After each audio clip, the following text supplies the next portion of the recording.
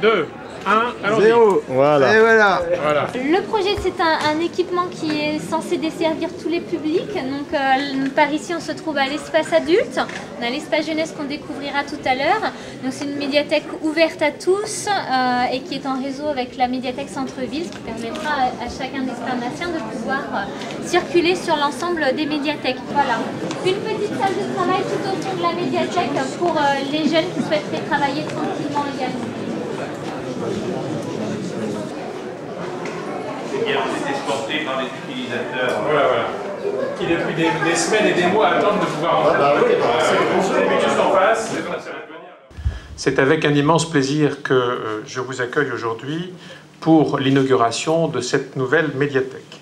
L'objectif de l'opération de renouvellement urbain, c'est bien entendu, je le disais à l'instant, d'apporter une amélioration aux conditions de vie des habitants de ces quartiers, mais c'est aussi d'y amener de nouveaux équipements. Naturellement, un énorme merci pour cet honneur qui m'est fait. Et c'est vrai qu'on voit les vignes. Il y a ces parapents de livres, et d'ici, on aperçoit les vignes quand on se retourne. Donc, il y a une synthèse absolument incroyable, en tout cas, qui m'est très chère. C'est vrai que moi, je suis un enfant des vignes, des bois et des livres. Je suis né au Ménil-sur-Oger et que mon grand-père était un très modeste vigneron champenois à Congy, près de Montbord, dans un petit vignoble, Ferbriange, Congy, Étoges, Villevenard, et que j'ai passé beaucoup de temps avec lui et que j'ai beaucoup aimé ces villages. Pour moi, la littérature française était une sorte de jardin. J'ai beaucoup lu et très vite, j'ai ressenti la vocation d'écrire. Et bien sûr, je vais à partir de ce moment-là consacrer toute mon énergie au livre, en tant que journaliste, comme chroniqueur littéraire. Puis j'ai créé une maison d'édition. Vous savez, il y a des gens parfois qui me disent « on aimerait bien vous rencontrer ». Je dis « c'est pas nécessaire, vous serez déçus ». Vous serez déçus parce que j'ai mis le meilleur de moi dans mes livres. Meilleur en intelligence, meilleur en énergie, meilleur en sensibilité. Pour le reste, vous verrez, ça vaut pas le déplacement. Et l'homme, vous avez vu, c'est un homme chaleureux. Qu'est-ce que vous voulez? Il est bon à l'écrit, on le voit à travers ses livres, mais il est bon à l'oral aussi et dans son expression. Donc, c'est véritablement avec beaucoup de bonheur que j'ai modifié mon emploi du temps pour être à tes côtés. Et véritablement, je voudrais souligner l'homme chaleureux. Qu'est-ce que vous voulez? Il est captivant. Il a toujours une histoire à raconter, souvent amusante, mais des anecdotes qui vous font vivre, rêver. Quel bonheur que de rêver en ces périodes parfois aussi difficiles. Merci en tout cas Daniel Rondeau de continuer à nous faire rêver. Vous n'avez pas manqué de rappeler qu'effectivement, par l'écriture, on franchit toutes les frontières. Les frontières de parfois certaines barrières qui existent entre des langues, des cultures différentes qu'il faut arriver à surmonter si l'on veut bâtir un monde tolérant et un monde où les gens se comprennent mieux. Et puis les barrières entre les milieux sociaux, entre ceux qui peuvent accéder à la connaissance et qui ont cette chance, et puis ceux qui en sont exclus, pour qui c'est beaucoup plus difficile.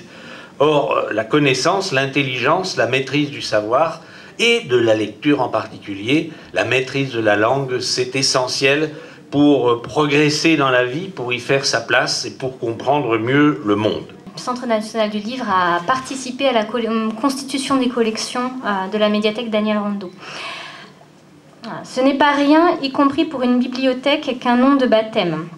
Surtout si ce nom est celui d'un écrivain, doublement vivant, en ce qu'il est non seulement un contemporain, et un contemporain capital, mais encore parce que chez lui, suivant une haute tradition française, la littérature ne se distingue pas de l'existence et la parole de l'engagement. C'est en tout cela, par tout cela, que Daniel Rondeau s'institue dans le droit sillage d'un André Malraux.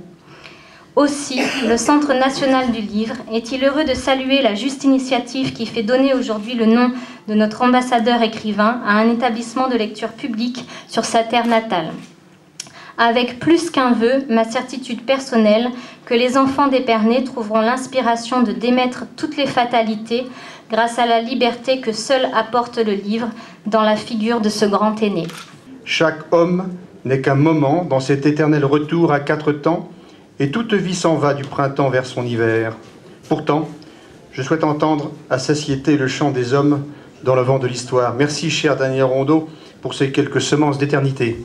Parce que nous sommes convaincus effectivement que non seulement cette médiathèque est une belle réussite, mais qu'après tout, le nom de Daniel Rondeau, malgré le frisson d'éternité qui doit vous étreindre aujourd'hui, effectivement, puisque vous êtes maintenant définitivement incarné, oui, c'est ça, par les quelques lettres. Il y a le dé qui est un peu accroché, vous avez vu, bon, fait que finalement, vous avez maintenant vous-même qui allez rester un peu de votre âme, même quand vous repartirez à Malte, va rester ici, dans cette médiathèque. Je voudrais donc simplement vous encourager, cher Daniel Rondeau, pour terminer, à prendre dorénavant et définitivement possession de votre nouvelle demeure éternelle. Merci. Merci.